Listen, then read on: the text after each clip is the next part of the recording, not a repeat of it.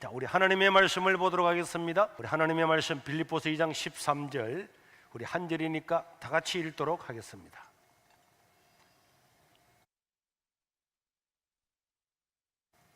시작. 너희 안에서 행하시는 이는 하나님이시니 자기의 기쁘신 뜻을 위하여 너희에게 소원을 두고 행하게 하시나니.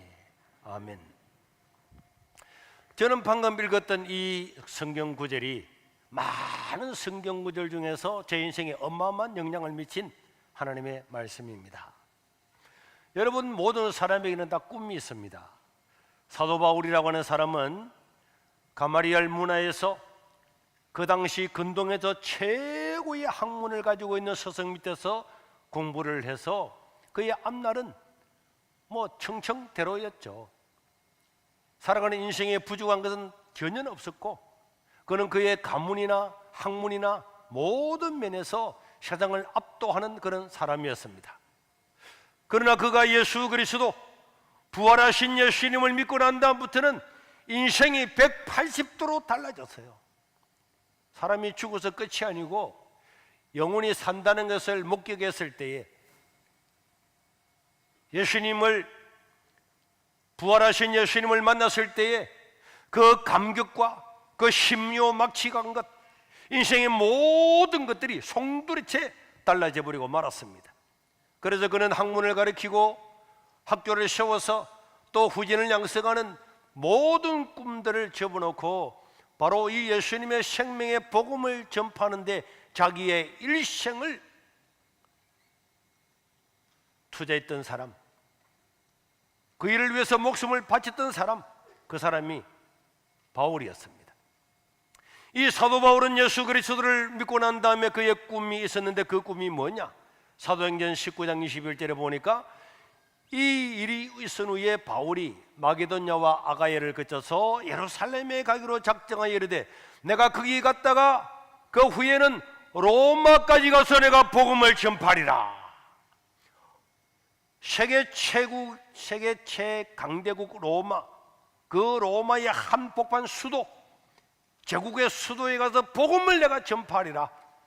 로마서 1장 15절에도 보면은, 그러므로 나는 할 수 있는 대로 로마에 있는 너희에게도 복음을 전하기를 원하노라.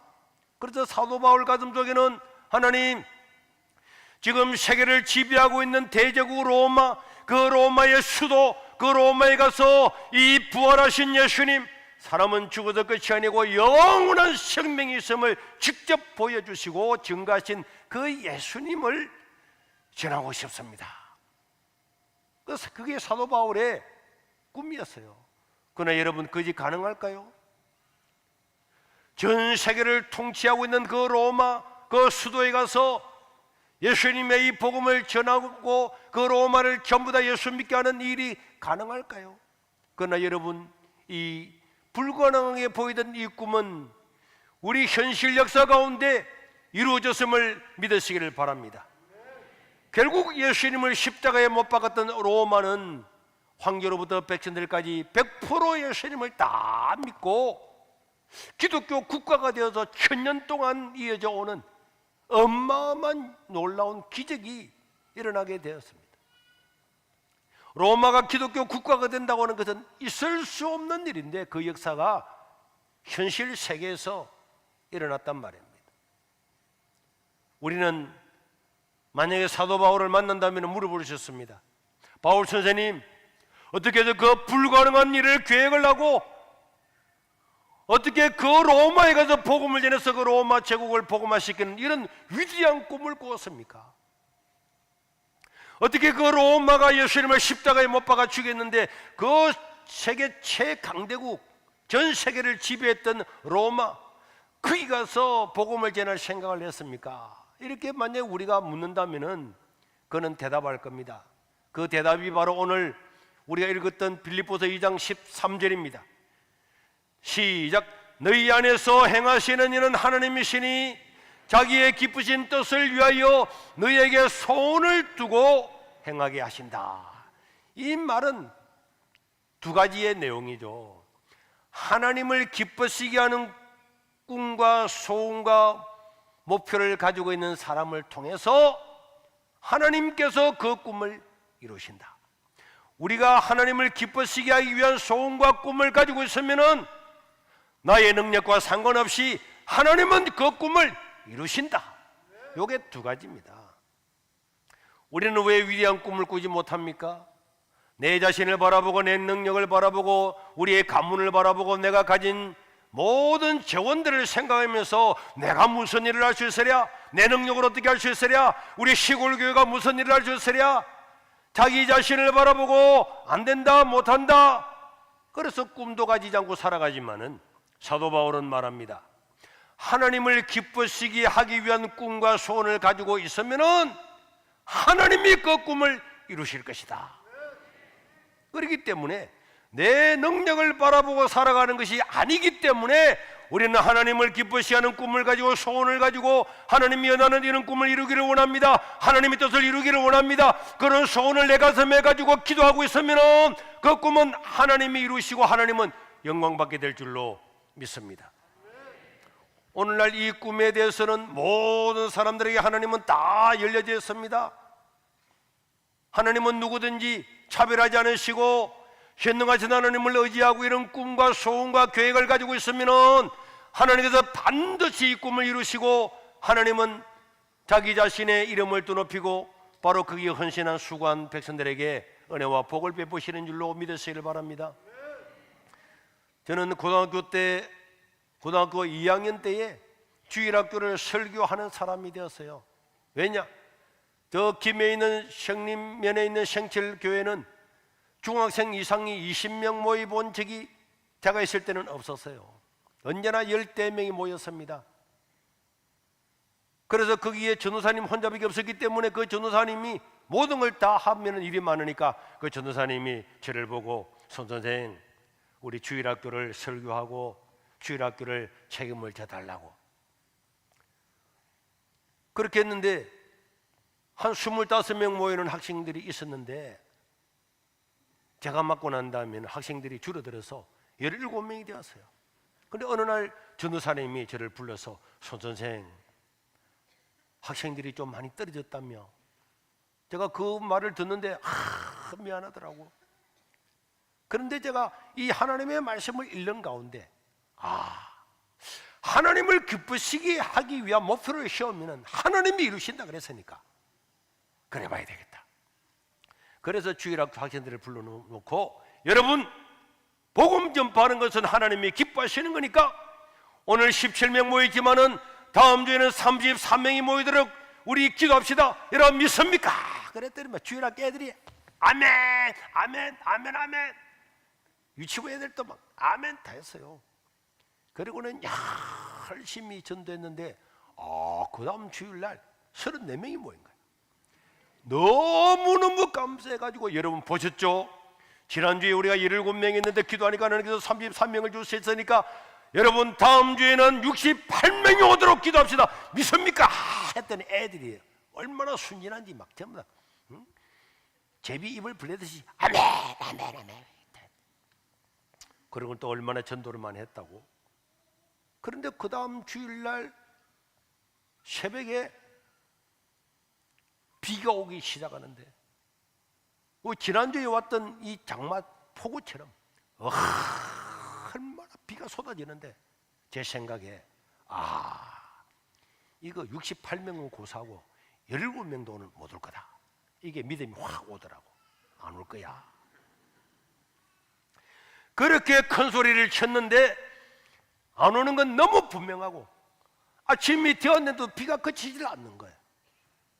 그래서 제가 그날 이상하게 막 배가 아프더라고. 그 교회 가기 싫었어요. 그래서 주일학교 설교를 안 가버렸다니까. 틀림없이 애들이 안 올 건데 내가 그렇게 큰 소리 쳤는데 안 갔습니다.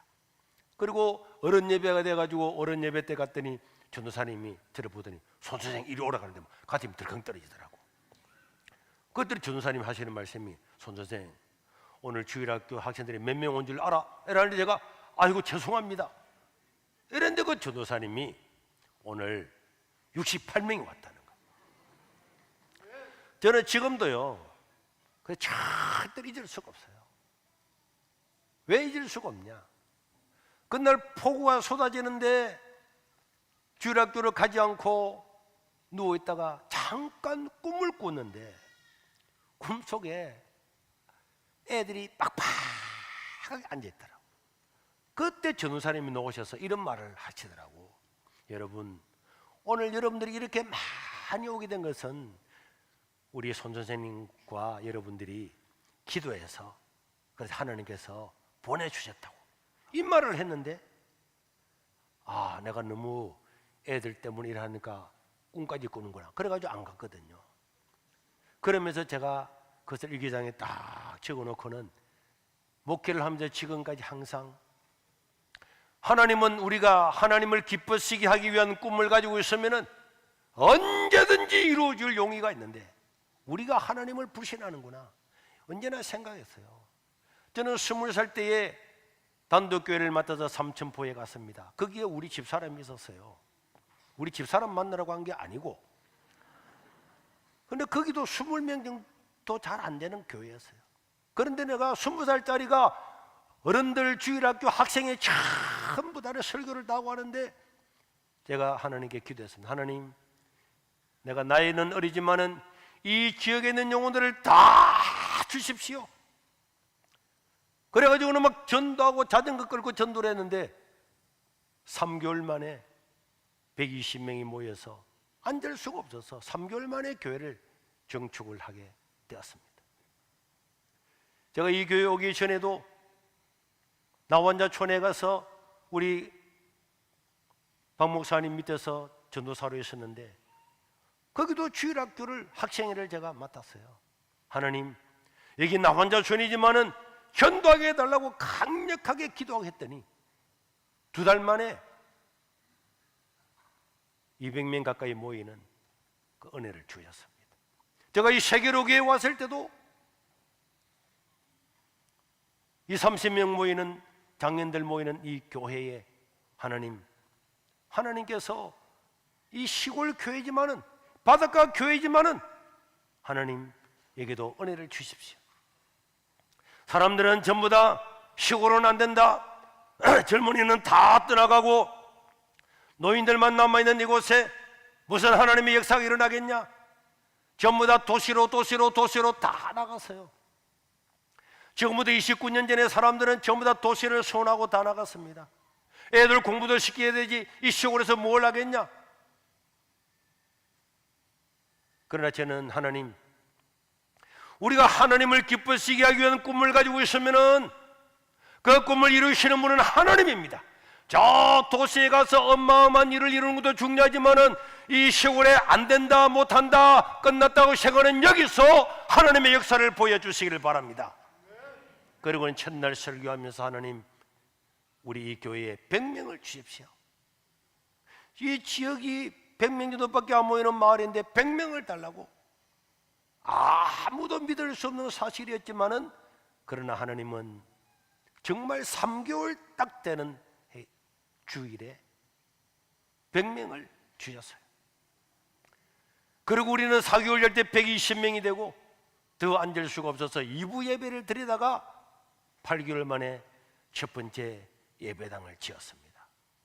예배당을 짓고 난 다음에 하나님께 기도하고 있으면서 제가 여러 수집분도 이야기했지만은 어느 날 새벽에 정말 하나님께서 눈을 열어서 국회의사당보다도 더 큰 그런 예배당에 흰옷 입은 사람들이 막 벌이 날아가듯이 와 걸어 들어가는 그런 광경을 보았어요. 내 온 저만 본 게 아니라 그랬죠. 새벽 기도만 하던 나이 드신 여자 집사님 2분도 똑같은 환상을 보고 이야기해 줄 때 이건 하나님께서 이루시겠구나. 그러나 여러분, 환경은 믿을 수가 없는데 35년 동안이나 그런 벨트로 묶여있는 이곳에, 집 한 채 지을 수 없는 이곳에 어떻게 국회의사당보다도 더 큰 그런 예배당을 지어서 흰옷 입은 사람들이 그렇게 몰려갈 수 있느냐? 지금은 사방팔방으로 도로가 닦였지만 그때는 차 2대도 못 지나갔습니다. 이게 전부 다 차 한 대 지나가면 옆에서 빗기나 있어야 되고 또 뒤로 바꿔야 되고 그러다가 차가 빠지기도 하고 다 그랬다니까. 그런데 여기에 구름 같은 사람들이 몰려오고 국회의사당 같은 그런 교회를 짓고 그거는 꿈에나 가능하지 도저히 불가능하게 보였지만은 우리 하나님께서는 그 환상을 보여주시고 내가 믿을 수 없지만 하나님께서 이 일을 이루어 주시기를 바랍니다. 그리고는 어마어마 큰 부동산에서 파는 지도를 펴놓고 그 위에서 잠을 자면서 낮에는 기도하고 낮에는 전도하고 밤에는 기도하고 또 그 지도 위에서 시간만 하면은 봉고차를 끌고 다니면서 이 넓은 땅 구입할 데가 있는가? 그래서 저 가덕도부터 온 짓 다 하더래. 돈은 하나도 없는데 땅은 어마어마하게 큰 걸 사겠다고 다니니까 사람들이 지게 무슨 지금 뭐 하는 거야? 돈은 하나도 없는데 700평짜리 땅 났습니다. 그러면 그거는 작아서 안 됩니다. 돈은 있습니까? 돈은 없습니다. 그 얼마나 있어야 됩니까? 3,000평이 있어야 됩니다. 예배당은 80평도 대지는 80평도 안 되고 예배당은 50평도 안 되는 그 예배당에 있으면서 땅은 막 3,000평짜리 구하러 다니고 돈은 하나도 없고 그 말이 안 맞는 말이죠. 그러나 여러분 결국은 하나님께서 이 땅들을 다 주지 않았습니까? 그보다 몇 배가 되는 땅들을 다 주었어요. 저는 늘 우리 교회가 왔던 그런 건물들을 바라보면은 첫 번째 교회 짓고 두 번째 짓고 세 번째 짓고 네 번째 짓고 지금 다섯 번째 짓고 영상이 안 뜨네. 아무리 짓는다 그래도 더 빨리빨리 돌리요. 저렇게 여러분 28평짜리 예배당에서부터 시작을 해서 지금까지 오면서 단 한 번도 우리가 미래에 이 정도 될 거다, 우리 능력으로 될 거다고 생각은 단 한 번도 없었어요. 그러나 여러분, 우리가 하나님을 기뻐시게 하기 위한 소원과 꿈과 목표를 가지면은 이루시는 분은 하나님이신 줄로 믿습니다. 지난 수요일 날에는 어느 젊은 집사님이 문자를 보냈더라고요. 목사님 강건하시죠? 비슷한 꿈을 여러 번 꾸었는데 어제 또 너무 선명해서 목사님께 나누고 싶어서 문자 드립니다. 목사님께서 설교하는 현장이 마치 야구장이나 축구장에 관중이 가득 차 있는 모습, 그곳에서 저희의 친구들이 이같이 예배 보는 모습이었습니다 하면서 자기가 그와 비슷한 저 그림을 사진을 보내봤대요. 이런 계속 그런 걸 본다고 이 사람이 뭐 이상한 환상 보는 사람이 아닙니다. 우리 하나님께서 사람들에게 수많은 이런 징조들을 다 보여주셨어요. 그래서 우리가 이 예배당을 지을 때도요, 지금 우리 전국에서 이렇게 큰 예배당 5번째 안에 들어가는 예배당입니다. 하나님께서는 우리가 소원을 가지고 꿈을 꾸고 살아갈 때에 우리의 능력과는 전혀 상관없이 하나님은 위대한 일을 이루시는 줄로 믿으시길 바랍니다. 지금 우리 사회는 급격하게 변화되어 가고 있습니다. 수많은 악법들이 교회를 고사시키려고 하고 있습니다. 물론 이거는 교회뿐만 아니라 사회도 마찬가지입니다. 가정을 파괴하고 부모 자식 간을 파괴하고 남녀 간을 파괴하고 한 번도 들어보지 못했던 이상한 이런 관계들을 국가에서 권장을 하는 거예요. 여성가족부라는 그 가족부에서 가족을 해체하는 책을 펴내고 영상을 만들고 유치원 애들부터 동성애를 가르치고 그런 영상들을 보여주고, 이거는요 가족부가 아니라 완전히 가족부를 말살하려고 하는, 이게 정부의 돈으로서 이런 일들이 비일비재하게 일어나고 있습니다.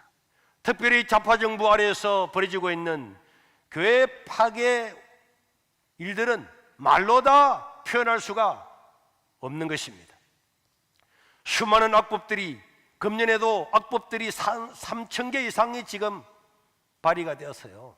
동성애는 기본이고 인권 조례라고 하는 명목으로 부모와 학생들을 갈라놓고 어릴 때부터도 완전히 남자 여자 구분도 없이, 이거는 엉망진창인 이런 것들을 법률로서 만들어서 가정을 공식적으로 파괴하고 교회가 발을 붙이지 못하도록 하는 수많은 법들이 전방위적으로 진행이 되고 있습니다.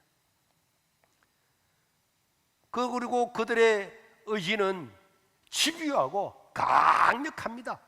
그리고 그들은 교회를 파괴해야만이 이룰 수 있다. 왜? 이 모든 악법들은 일반 시민들한테도 이건 일어날 수 없는 법이지만은 일반 시민들은 아무 의지가 없어요.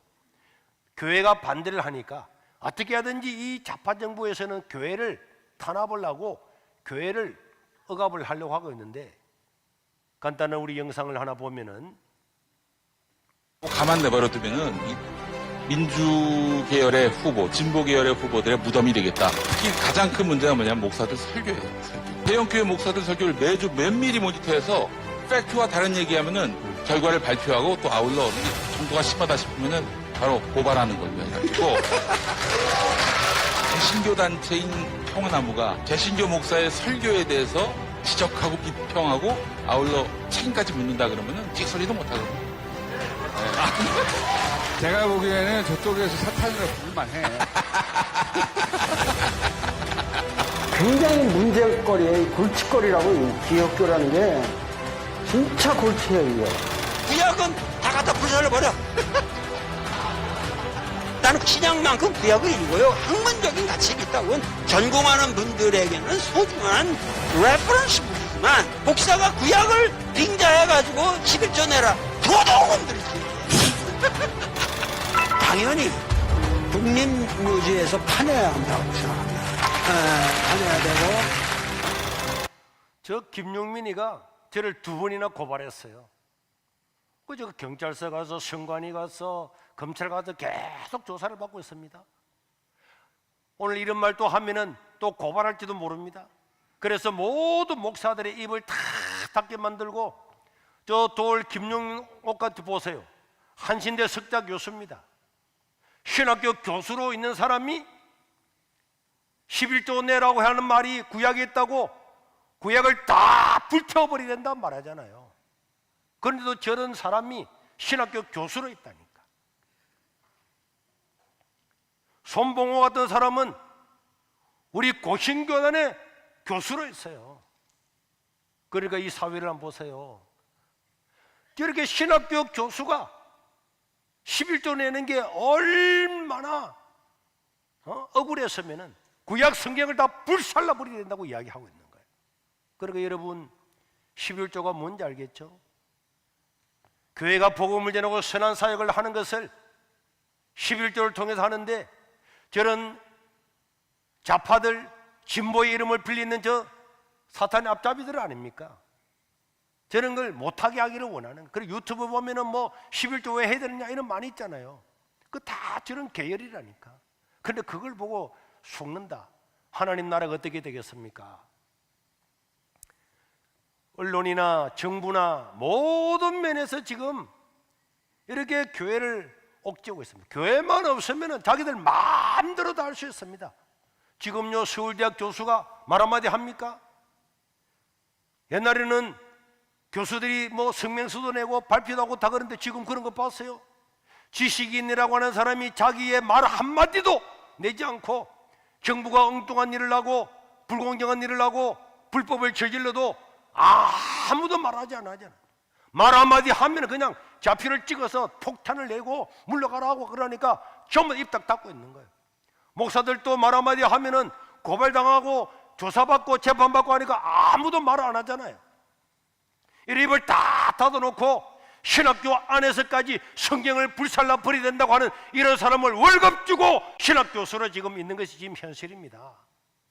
그런데 우리가 이런 현실을 바라보면서 아무 일도 하지 않고 그냥 지내고 있다. 이 시대가 지나고 나면은 우리가 이 시대에 사는 것이 부끄러울 수밖에 없을 것입니다. 저는 코로나 시대를 거치면서 말할 수 없는 부담감과 위기감을 가지고 있습니다. 이 정부가 교회를 자기들 마음대로 주물러 끌리고 있잖아요. 지난번에는 뭐 10,000명 모이는 교회나 5,000명 모이는 교회나 20명만 모이라. 방송 요원 빼면 한 명도 없습니다. 비대면 예배를 드리라. 비대면 예배가 어디 있습니까?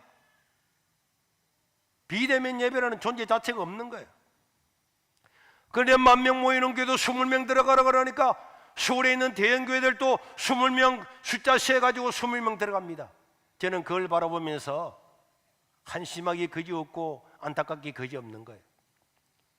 동물원에 코끼리를 갖다가 훈련을 시켜가지고 오른발 가면 오른발 들고 왼발은 왼발 들고 코 들면 코 들고 똑같은 거잖아요. 어떻게 상식이 있는 교회와 목사님들이 10,000명 들어가는 예배당에 20명 들어가라 그런다고 진짜 20명 세서 들어가고 50명 들어가라 그런다고 진짜 세어서 번호를 만들어서 50명 들어가고 이게 동물원의 코끼리와 똑같이 만들었는데 그대로 다 따라 하잖아요. 우리가 그렇게 안 하니까 고발을 20번이나 당한 겁니다. 그 재판이 지금 수도 없이 지금 열리고 있고, 예배를 지금도 이번에 4단계가 나오면서 다음 주부터 서울 수도권에는 아무도 예배 드리지 말아라, 다 막았습니다.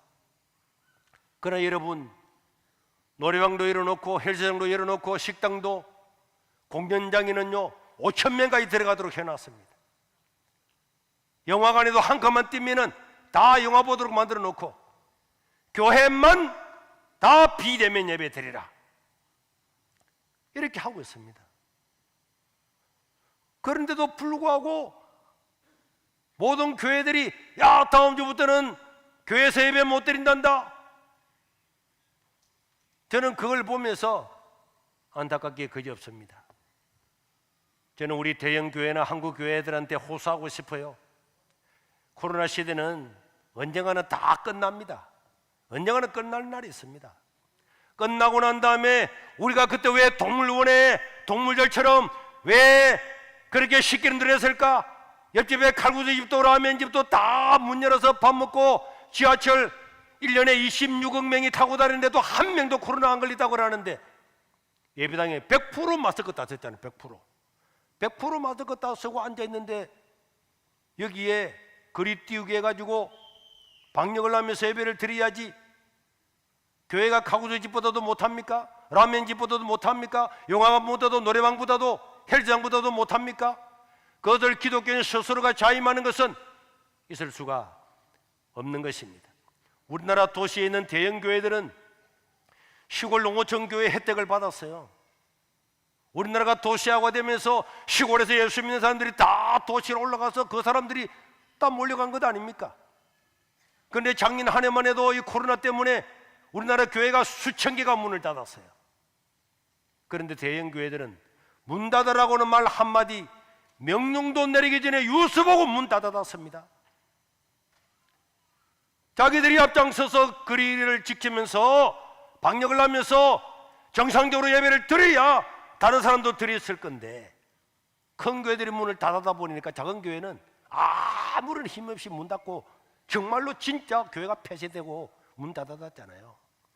저는 언젠가는 하나님께서 이 책임을 반드시 물을 거라고 저는 믿습니다. 저는 믿어요.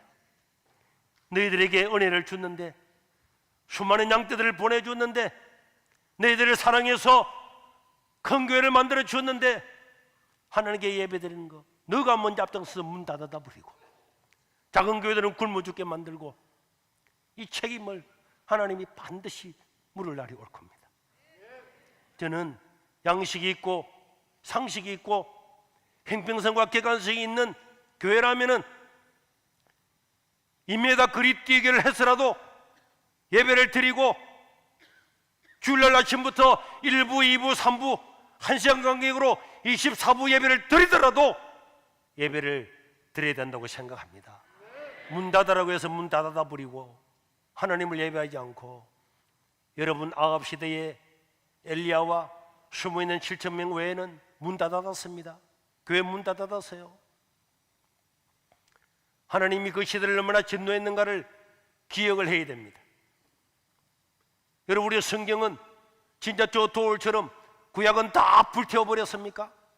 초대교회 교인들은 사자밥이 되고 죽어가면서도 동굴에서 예배드리고 산속에서 예배드리고 광야에서 예배드리고 로마 군사한테 잡히면 전부 다 죽음에도 불구하고 모여서 예배드렸어요. 그런데 지금은 죽는 것도 아닙니다.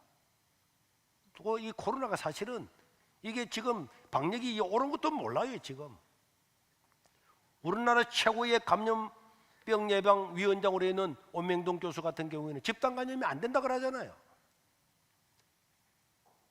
우리가 독감이 온다고 해서 독감 몇 명 걸리는가 숫자를 세어본 적 있습니까? 매일마다 그런 거 세고 하니까 그렇지. 1년에 폐렴으로 감기로 죽는 사람이 2만 명, 3만 명 되는데 코로나로 죽는 사람은 2천 명밖에 안 됐잖아요. 마스크 쓰고 방역 지키고 그리 띄우기 해서 예배를 드려야지. 하나님께 드리는 예배를 다른 거는 다 풀어놓고 지하실도 영화관도 공연장도 버스도 다 해놓고 교회만 100% 예배 드리지 말아라. 그리 띄우게 해서 예배 드리라가 아니고 100% 드리지 말아라. 신방도 하지 말아라. 성가대도 하지 말아라. 통성기도도 하지 말아라. 교회 공용 성경제도 만지지 말아라. 만지면 10만 원 벌금 물릴 거다. 이런 것을 법이라고 지키겠다고 하는 그것이 신기해요. 정부가 하나님입니까? 정부에서 하는 대변인의 명령이 하나님의 말씀입니까? 그리스도인들은 종교의 자유, 헌법의 가치, 이 정부가 이런 것을 오용, 남용하다가 다음에 반드시 정부도 심판을 받게 될 겁니다. 우리는 이 시대에서 우리가 해야 될 일을 하고 하나님을 예배하는 것 집중해야 됩니다. 이 코로나 시대에 우리는 더 위대한 꿈을 가져야 되는 거예요. 저는 지난 1년 동안에 온 교단의 지도자들을 찾아다니면서 여러 사람들한테 건의를 드렸습니다. 작년에 우리 고신교단의 총회 찬류를 보면은 도표에서 나오는 것과 마찬가지로 2007년부터 2013년까지 우리나라 전체 인구는 5.1% 증가했는데 우리 교단의 교인 수는 17%가 감소했어요. 특별히 우리 청소년들은 전체 우리나라의 13년 동안의 청소년 인구는 27%가 감소했는데 우리 교단의 청소년들은 50%가 감소했습니다. 이것을 앞으로 예측을 해보니까 앞으로 10년 뒤인 2030년이 되면은 지금 현재의 숫자에서 교회 미성년자 수가 71.1% 감소하는 걸로 나오고 앞으로 15년 뒤에 2035년이 되면은 통계적으로는 제로가 된다는 거예요. 이거는요 사실입니다. 우리 교회에 청소년들이 있고 애들이 많이 있으니까 뭐 다른 교회도 많이 있겠지. 지금 주일학교 다 문 닫았어요. 학생회 다 문 닫았습니다. 청년들 어디 있습니까? 15년 뒤가 되면 교회 학교가 제로다. 이런 통계가 나왔는데도 불구하고 대책을 세웁시다. 대책을 세웁시다도 전부 다 꿀먹은 벙어리예요. 아무도 대책을 세우지 않는 거예요. 저는 이것을 가지고 사람들을 만나서 하나님 이걸 어떻게 해야 되겠습니까? 막 이러는 중에 기도하고 있는지 하나님께서 내 마음에 이런 마음을 주었습니다. 네가 안타까우면은 네가 시작해라. 그래 제가 무슨 돈이 있습니까? 제가 무슨 능력이 있다고? 내가 왜 해요? 그렇게 생각하고 돈이 있습니까? 시골에 부산에 있는 모 교회는 어제 누구한테 들으니까 의사만 1,500명이 모인대요.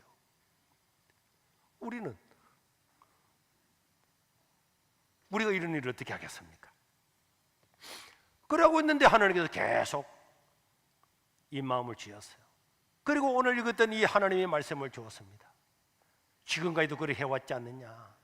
네가 하나님의 영광을 위해서 꿈을 꾸면은 그 꿈을 이루는 것은 내가 할 것이다. 그래서 제가 그런 음성을 받고 가덕도에 가서 아무 부동산이나 첫 번째 나오는 부동산에 들어갔어요.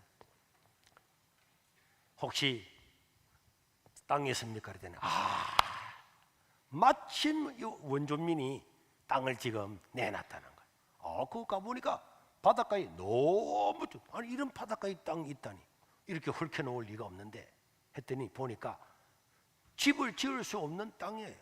앞에가 길이 없어가지고 저 바닷가에 좋은 땅인데 집을 하나도 못 지고 있는 거예요. 앞에 보니까 국유지가 있는 거예요. 그래서 우리는 저 땅과 땅 옆에 있는 4개의 땅을 다 주인한테 이야기해서 만약에 건축 허가가 나면은 살 거고 안 나면은 우리가 취소합니다. 그러게 협의를 내가지고 저 국유지, 저기에 세면으로 깔아놓은 저게 국유지인데요, 저 국유지를 하고 있는 캠코라고 하는 한국자산공사에 가서 이 땅을 임대를 좀 해주세요 그랬더니 작년에 반대를 했는데 우리가 갔더니 해주겠다는 거예요. 급히 수를 제출해요. 그 다음날 허가가 떨어졌습니다. 그래서 우리가 저 땅을 구입을 해서 건축 허가가 지금 건축 설계가 다 끝나고 이제 이번 주간에 허가가 들어가게 되면은 정상적으로 된다면은 이번 연말까지 완공할 계획을 가지고 있습니다. 우리는 여기서 건물을 지어서 한국에 있는 목사님들, 선교사님들, 저런 신학교 교수까지도 자파가 돼가지고 성경을 불살라야 된다고 하는 저런 곳에서 공부하고 온 저런 사람이 목사가 되면은 교회는 이거는 볼 것도 없는 거예요, 볼 것도. 그래서 우리는 이 센터에서 무료로 교육을 시키면서 전 세계 최고의 강사들을 불러 모아서 이 사람들을 무료로 계속적으로 교육을 시켜서 한국 교회를 새롭게 부흥하게 하고, 또 통일이 되면은 우리가 2025 글로벌 비전을 위해서 기도하는 것처럼 저 북한 땅에도 교회를 건설을 하고 또 목사를 파송하는 이 일들을 감당하기 위해서 기도하고 있습니다. 지나고 나면은 하나님의 뜻에서 나온 건지 알 것입니다. 이것을 가지고 우리는 돈 하나도 없고 땅 계약을 해야 되는데 돈이 어디 있습니까? 그런데 이 설교가 끝나고 나자 어느 집사님이 집에 가자마자 바로 목사님, 우리도 이 어려운지만은 너무 귀한 헌금입니다. 1,000만 원을 가져와서 계약금이라도 써달라. 또 우리 교회 온 지 얼마 안 된 장로님 한 가정이 급히 자기 있는 거 다 끌어모아가지고 목사님 땅도 팔 수 없고 바빠서 있는 거 다 모았습니다. 해서 3,000만 원을 가져왔어요. 또 이게 유튜브로 나가서 부산에 있는 다른 어느 교회 근사님이 목사님 이 땅을 구입하는데 작지만은 사용해달라고 4,000만 원을 가져왔어요. 이렇게 해서 이런 분들이 모아서 우리가 이 땅을 계약을 해서 계약금을 지불하고 했습니다. 저는 이것을 보면서 이것이 사람의 뜻이 아니고 우리 하나님이 이루 가시는구나. 시작하신 분이 하나님이시면은 하나님 이루시겠구나. 저는 그런 지금까지 왔던 그것을 보면서 그런 것을 느꼈어요. 우리는 이 교회를 지을 때에 앞에 있는 교회를 여러분 기억하시죠? 그 교회를 뜯고 이 교회를 지을까 말까 되게 망설였습니다. 왜 망설였느냐? 돈도 없는 것도 문제지만은 어느 목사님마다 이렇게 이야기하는 거예요. 인구도 줄어들고 전도도 안 되고 다 큰 교회들도 텅텅 비는데 이런 시골에 이런 어마어마한 교회를 지어가지고 텅텅 비어가지고 앞에만 앉아가 예배드리면 어떻게 하려고 하느냐는 거예요. 근데 그 말을 들으니까 그 말이 진짜 옳더라고. 아이고 지으면 안 되지, 큰일 나겠네. 그럼 이 예배당은 다 버려두고 이게 앉아서 우리끼리 몇 명만 더 예배드리면은 이거 분위기 어떻겠냐. 그랬더니 그분들이 다 그러는 거예요. 손 목사, 차라리 작은 곳에 100명 모여서 빡빡하게 예배드리 은혜가 되지 큰 곳에 200명 모여봐봐. 땡성땡성 앉아있으면 김 다 빠지고 예배다 설교도 안 된다는 거야. 내가 그런 말을 들을 때마다 와, 그 말 맞네. 그런데 기도만 하면은 아니라는 거야. 그래서 우리가 장로님들이 다 모여서 기둥 없이 최고로 크게 지을 수 있는 대로 지읍시다. 하나님이 국회의장보다 더 큰 예배당에 벌떼 같은 사람을 보내주겠다는데 합시다. 그래서 우리가 이렇게 기둥 없이 가장 멀리 갈 수 있는 예배당을 지금 만든 겁니다. 그런데 이걸 지어놓고 난 다음에 얼마나 감사한지. 이 코로나 시대에 서울의 대형교회도 300명, 500명이 못 모이는 거예요. 왜? 예배당이 작아서. 우리는 다 모이잖아요. 지금 우리가 부산에는 2단계지만은 부산시장이 얼마 전에 우리 교회 갔다 왔잖아요. 예배에는 많은 자유를 주겠다 그래서 2단계인데도 교회만 지금 1단계를 선포했어요. 그래서 사실 지금은요, 우리가 이 자리에 50%가 앉을 수 있는데도 우리는 50% 안 앉았습니다. 25% 앉았어요.